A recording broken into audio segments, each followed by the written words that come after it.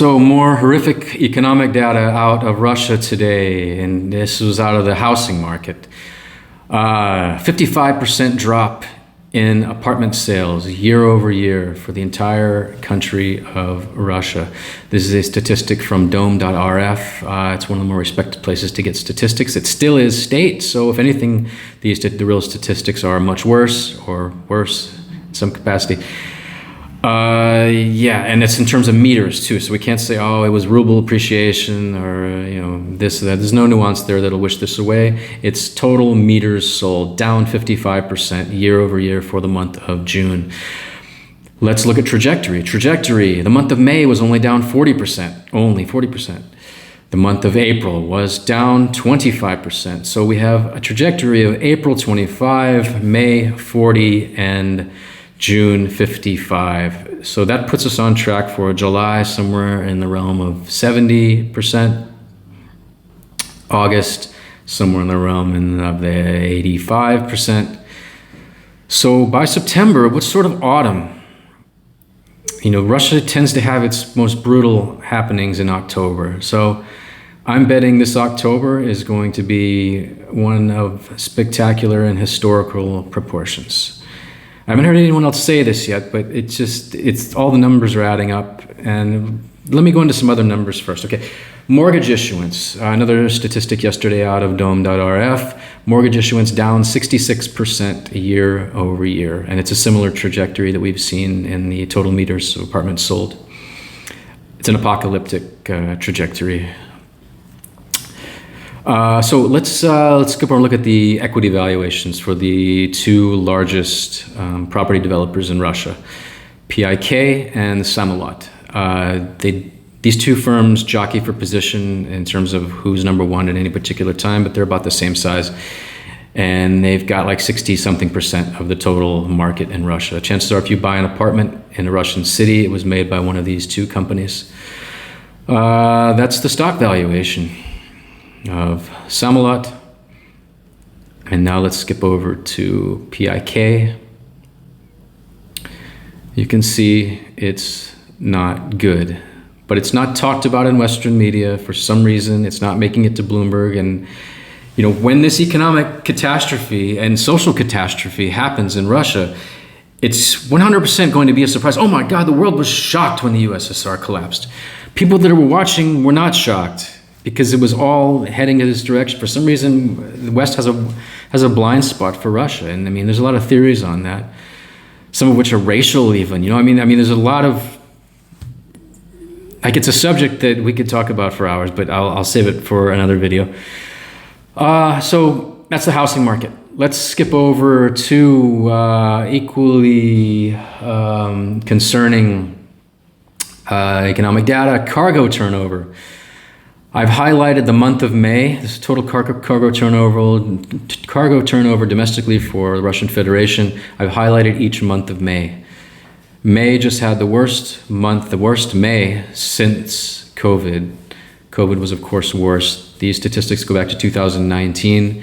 It's worse than 2019. Any economic progress that Russia has made in that time is gone. That's as far back as we can get numbers right now. If anyone else has that further statistic, I'd appreciate you send it in the comments, and we can use it.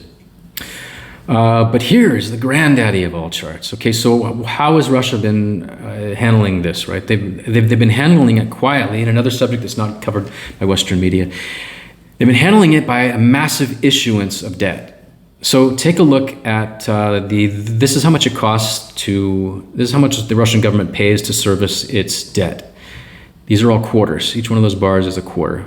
The second quarter of 2025 is up 60% year over year from the same quarter of the previous year, 2024. Right, 60%. Interest rates, the average mortgage right now in Russia is 24.5%. That's another statistic from dome.rf that came out yesterday. The central bank rate is 21%. They just keep issuing these bonds, right? I mean, you think that maybe they would hold their horses and say, hey, let's maybe we can find the money somewhere, or we'll do something else here. But no, see, let me show you the issuance of bonds. This is the annual issuance of bonds in Russia. And this is a dynamic statistic. So a month from now, I'll show you that same chart. The red line over to the left is 2025. You can see that some decision was made in 2024 that we're going to blitz the debt market. So they issue these bonds, they force the banks to buy them, and hilarity ensues, hopefully this October. So we have not only housing, total collapse in housing happening right now, we have a massive bubble of epic proportions. I mean, we're up 5 times, 4.5 times or something, since 2021 in what it costs the Russian government to service the debt. And these aren't like 8% interest rates. These are 20-something% interest rates that are having to be paid.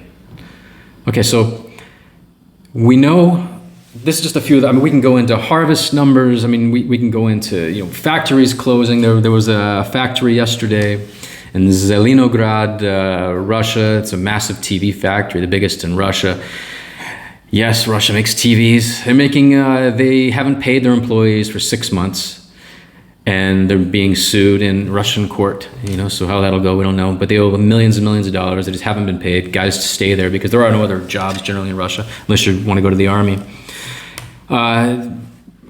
So the Russian economy is in complete collapse. So I'm sure the Russian government knows about this, right? They know it's coming. They want to preserve their power. So what are they doing? They're increasing the tyranny. Today, the Russian Duma is debating a law to make it a criminal offense to, they don't use Google, they use Yandex or some other search engines, to web search, quote, extremist topics, extremist activities.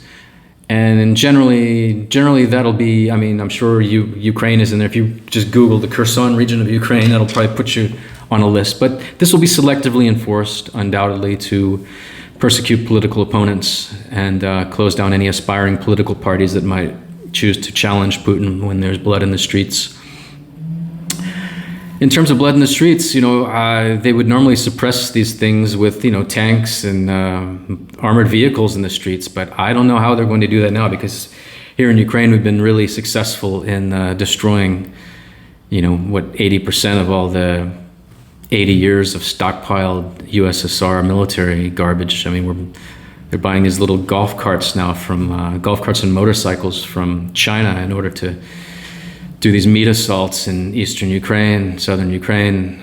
So it's probably going to be guys with billy clubs, on the streets, cracking skulls, like in the Middle Ages. But that's where all this is headed, and none of it's really being covered in Western media, and it's a shame. And that's why I started making these videos. I talk about these things on Twitter. I try to push it out.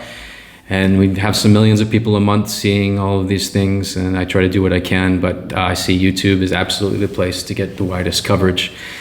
So that's what I'm doing here, folks, and I hope you will spread these charts. You can Google everything I'm telling you is 100%. You can check it all, install a translator in your web browser, go to the Russian sites, and you will see all these things are happening but not being covered in Western media.